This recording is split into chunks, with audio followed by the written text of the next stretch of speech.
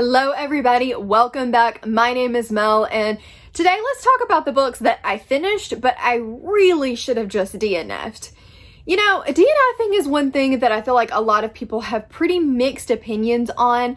I have just recently started doing a lot more like do not finish DNFing over the last couple of years, and it's been great for my reading life because then I don't have to force myself to get through bad books and I'm able to move on and read a lot more books that are interesting to me or that I'm going to enjoy.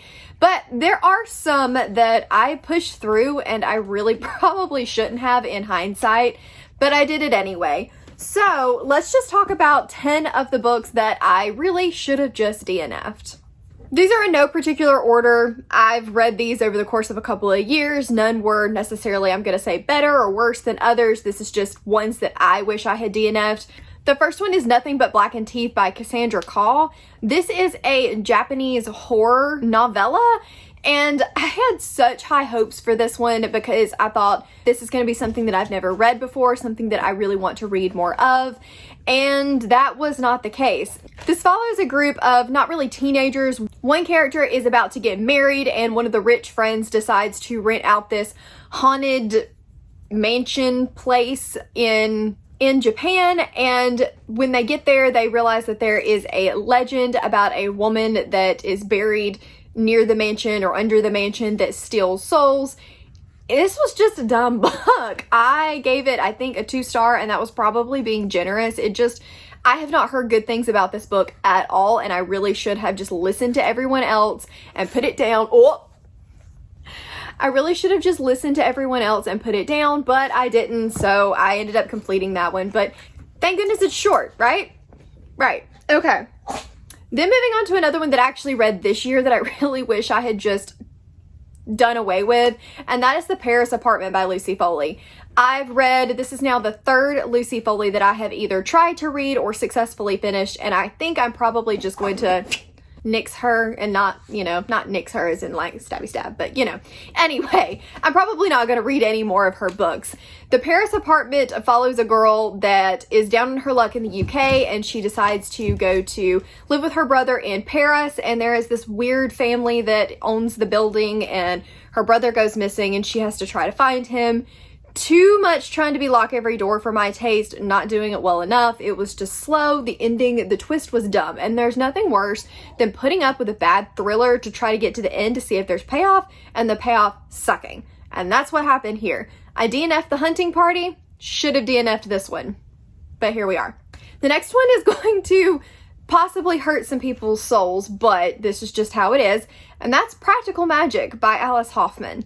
This was not the book for me. It is a lot more literary than it is fantasy. I was hoping for like witchy vibes, and while yes, there are witchy vibes, it's more about these sisters and their relationships and coming together than it is the actual witchy part of the witchy vibes. So unfortunately, this was not the book for me. It was too slow. The pacing it wasn't good. I did not like it. I wish I had just put it down because I knew from like the first 20% that the pacing and the writing style just wasn't going to be my cup of tea. And I continued anyway. I'm not really sure why I did that. Then moving on to another thriller, and that is Watching You by Lisa Jewell. I have read several Lisa Jewell since then. That was actually my first one, and I have liked several of them since I read Watching You, but I'll be honest, I cannot remember hardly anything about Watching You. I remember that there's a family and somebody's watching people, and it's like this small town. I don't remember the twist. I don't remember basically what happened. I remember not liking it. So why did I even complete it if it's not memorable enough for me to be able to tell you anything about it 2 or 3 years later? So I will be reading more of Lisa Jewell. I've, like I said, liked The Family Upstairs. There were a couple that I really did jive with, but alas, this was not one of them. Next we have House of Salt and Sorrows by Erin E. Craig. This is a young adult fantasy. I know that this is a reimagining of 12 something, but I can't remember exactly what now. This follows a girl that her sisters are slowly starting to go missing or die, and they think that there is a curse on the family. And when a mysterious stranger comes to town, they think that he is somehow involved, and the main older sister has to try to figure out what's happening to her other sisters. The vibes were decent in this one. It is pretty spooky and pretty creepy, but it didn't work for me. The twist and the way that everything kind of came together was just so very standard YA, and it just didn't do anything for me. So I should have put this one down from the get-go. The writing style just wasn't for me. Haven't been reading a lot of YA recently because the tone and the audience and the tropes that are in a lot of YA just don't appeal to me much anymore. Not to say that there can't be some great YA books out there, they just don't appeal to me much anymore. So I really should have just DNF'd this one once I figured that out, but I pushed through and ended up giving this one, I think, 2 stars. Then we have another thriller. I'm sensing a theme with thrillers here, and that is Platform 7 by Louise Daughtry. This was one of the Literally Dead book club picks last year, and I think everybody is in agreement with me that we should have just passed this one on by. This is about a woman that sees someone murdered on Platform 7. I think she gets murdered. There is ghosts involved. Honestly, again, not one of those that I remember well enough to tell you a ton about it. I just remember being so bored.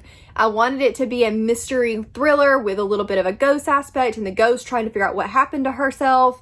But really, again, it was more of a literary leaning book. There was not a lot of thrills. There was not a lot of mystery. So sadly, just did not work for me. And I really should have put it down once I figured out that it was not going to be a horror mystery thriller and more of a literary fiction with a mystery edge.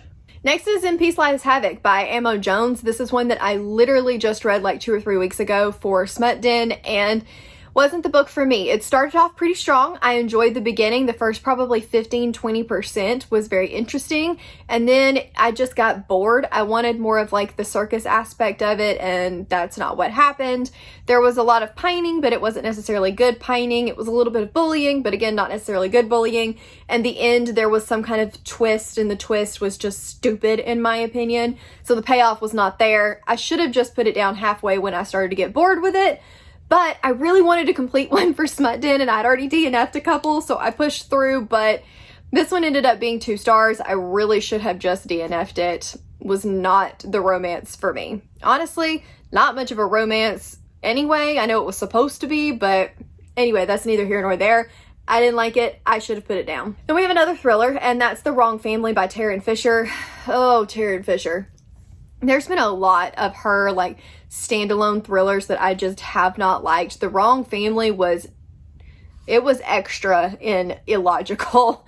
This one made no sense. It follows a woman that has been sneaking into this family's house and living in their basement unbeknownst to them, and she'll, like, when they're out, go upstairs and take showers, and somehow they have no idea that somebody's living in their house. And then another woman, and you're trying to figure out what is going on with the son, because you know that she did something a long time ago and it has to do with her son, but you don't really know what that was and why it's causing such a family strain.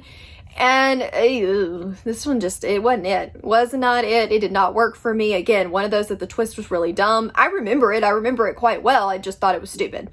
So, should have DNF'd that one. Probably won't pick up another Taryn Fisher solo thriller just because that one hasn't worked. And then there was one other one about a crazy wife or something that didn't work for me either. So, should have put this one down. And then we have 2 fantasies that I really should have DNF'd. The first one is The Killing Moon by N.K. Jemisin.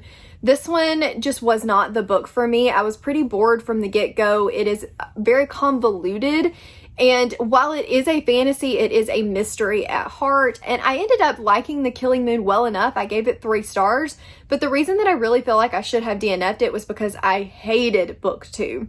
And I did end up DNFing book 2, but if I wasn't loving the first book and I was going to end up DNFing the second one anyway, I wish I had just DNF'd the first one to start, because it took me way longer than it should have, and it was not the book for me.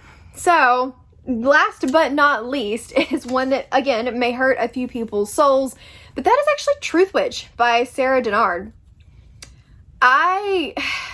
I did not hate Truth Witch. I did not hate Wind Witch. I did not hate Blood Witch. I did not hate these books. However, I never gave one more than 3 stars. They were all just mediocre at best. They were extremely hard for me to remember when I finished them for some reason. All of them, even if I was paying like tip-top attention at the end, for some reason it all just went poof. So these just weren't the series for me, and I actually started the latest book that's out, got about 30-40 pages in it, and was just like, I'm done. I do not care anymore. And so again, this is one of those situations where if I didn't love the other 3 books in the series, have no plans to actually finish the series, then why did I put all of my effort in to finishing the first one? I should have just put it down when I wasn't sure about it and let sleeping dogs lie. But I wanted to know what all the hype was about, so I continued, and unfortunately the hype was not there for me. I think that covers all of the books that I wanted to talk to you guys about today. I'm sure there are plenty more out there that I should have DNF'd, but alas did not. So tell me down in the comments, what's a book that you read that you really wish you had just put down, but you ended up powering through? What's a book that you thought about DNFing and it actually turned out to work in your favor? I may do a follow-up video to this of books that I thought about putting down midway through, and I'm so glad that I pushed through and finished because they were really, really good books in the end. If that would be something that you're interested in, tell me down in the comments. But thank you guys so much for watching. If you want to follow me, I'm on Instagram, Twitter, and Goodreads. If you liked this video, please give it a thumbs up and subscribe if you wanna, and I will see you guys in the next one. Bye!